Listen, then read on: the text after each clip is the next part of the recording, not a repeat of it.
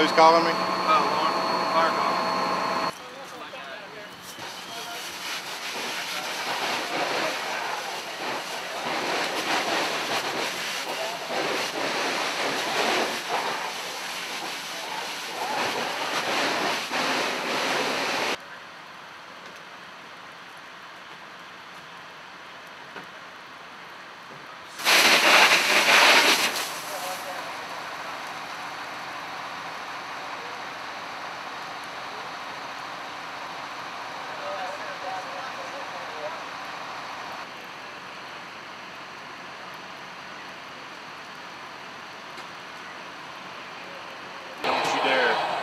right. You what? You dare? You dare take a picture of me trying to revive a freaking cruise?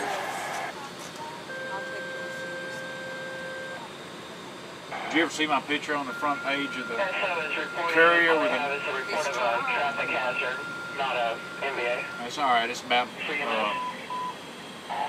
Don't leave for you. I'm just blocking traffic in one lane for right now. Shoot. Ex-Assistant Chief Conrad. That's correct. Herb Williams. He was.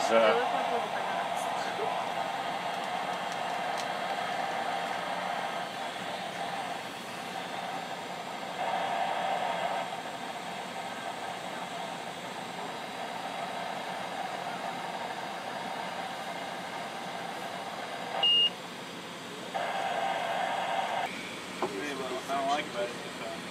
If we get a call and I'm not going to run it, I go.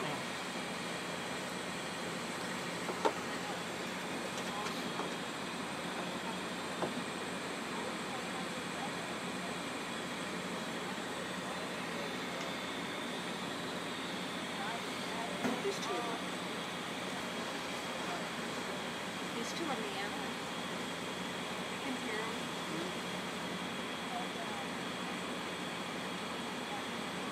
By the way, I was mistaken CPR. Yeah, I don't want to hear nothing from you.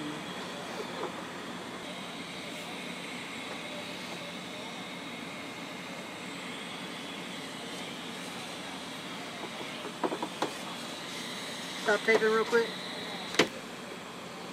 Oh, maybe it's right here.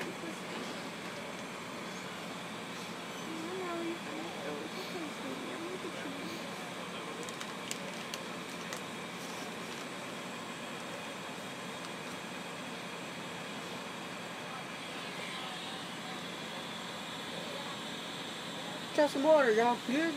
Is it over with, guys? Yeah. They'll call it in. Now going back to cutting sheet? What's that? Now going back to cutting sheet?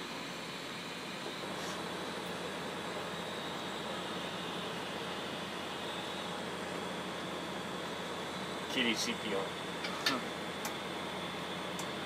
Before. Done it on a dog like this too. Well, Doc, is this the littlest patient? He's curling his toes. Oops, I think we need some value. That looks like a spasm.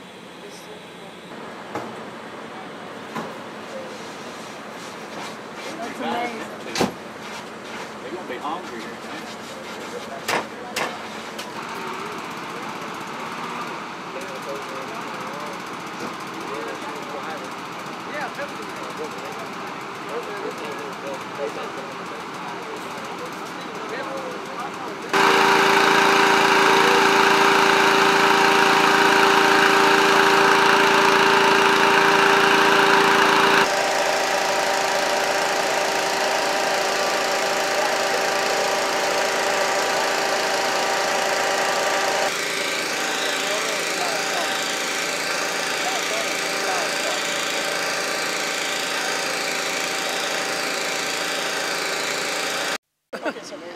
What is your name? It's Jim Sherman. Jim, okay, hold right where you're at there. Okay. Okay, tell me what happened. I live in the RV next door, and I just had told Miss Smith good night, and about 10 minutes after I got over to my RV, I turned the baby monitor on. I have that baby monitor on because of Miss Smith's age. I can tell if she's had a fall or any other emergency. And probably 10 minutes after I got in the, was listening to the radio, I turned the radio off and started concentrating on the baby monitor. Then I heard some strange noises. She'd gone in, Miss Smith had gone into the bathroom to check on some newborn kittens. And I heard some strange noises, and I concentrated. I thought she's sounds a little funny coming out of that bathroom. And then I heard a sudden abrupt noise or two, and she didn't, and all of a sudden she called, Jim, Jim, Jim. And I said, uh-oh. And I thought something had happened, and she said, the house is on fire. And I jumped out and ran down and followed the fence around to the front, opened the door, which you're not supposed to do really when there's a fire, but it was closed. I opened it, and she was in the, Miss Smith was in the kitchen. I grabbed onto Miss Smith's hand and led her out onto the porch and proceeded to call the emergency service.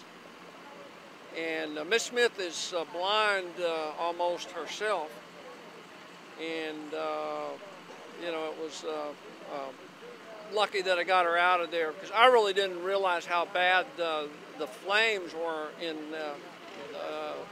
but it was getting pretty hot in there. You felt quite a bit of heat though coming off? I felt a lot of heat coming out of the residence, yeah.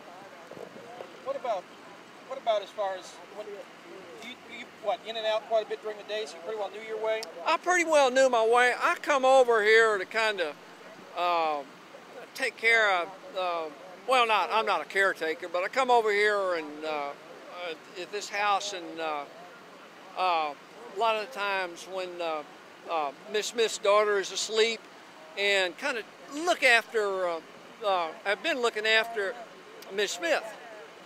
And I'll come over and watch television, or help fix her dinner, TV dinner or something, because she's by herself a lot. And her daughter works at night, and she's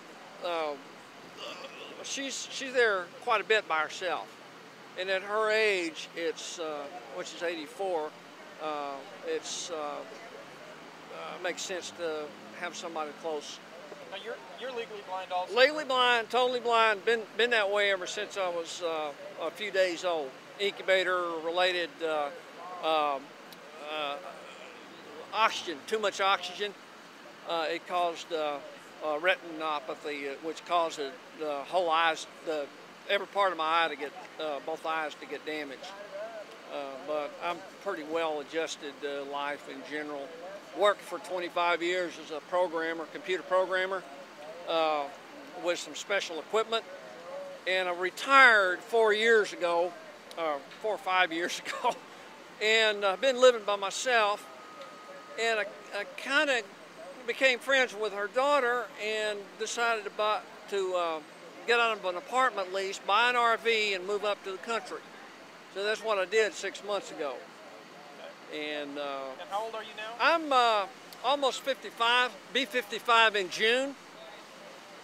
I used to live in Humble. I was born in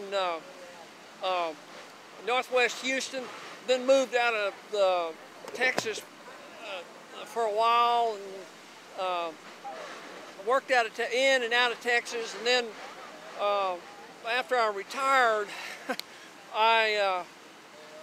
I guess was looking for a change and got bored with just living where I was living, and decided to move up here. Now, when you got to her when she was at the front, you went in the front door and she was right there, or what? She was not too far inside the house when I got opened the front door. I think she was starting towards the door.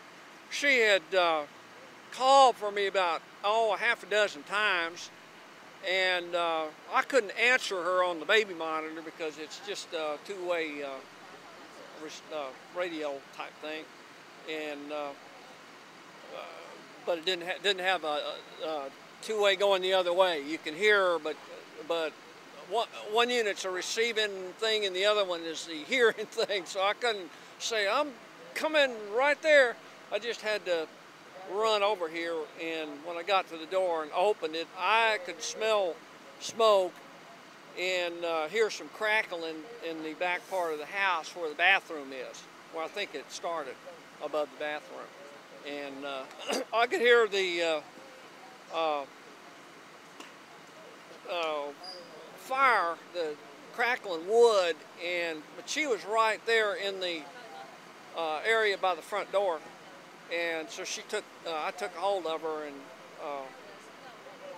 ushered her outside. Randy, when I'm talking to her daughter, I'll say your mom or Nan.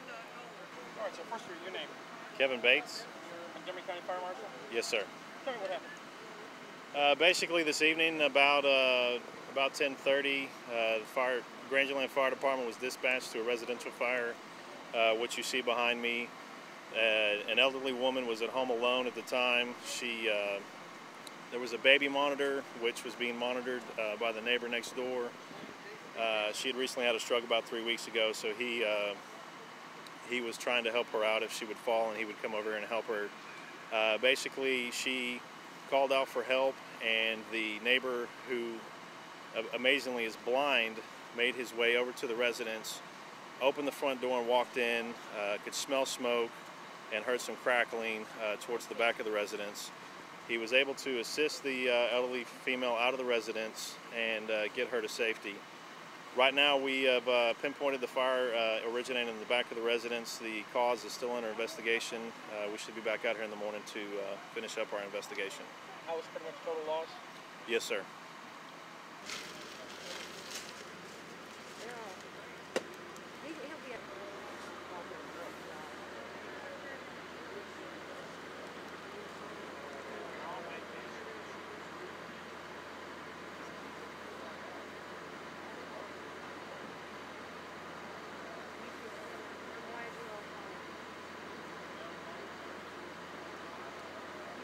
Okay. What's your name? Lori Burley. Lori. W-I-L-L-I-E? B-U-R-L-E-R. I'm sorry? B-U-R-L-E-Y. Burley? Okay. Okay. What's name? Laura? Lori. Lori? Lori, tell me what happened when you got here. They brought kittens out of the house. We put them on oxygen and warmed them up and stimulated them. They're doing good. First save on an animal? Yes.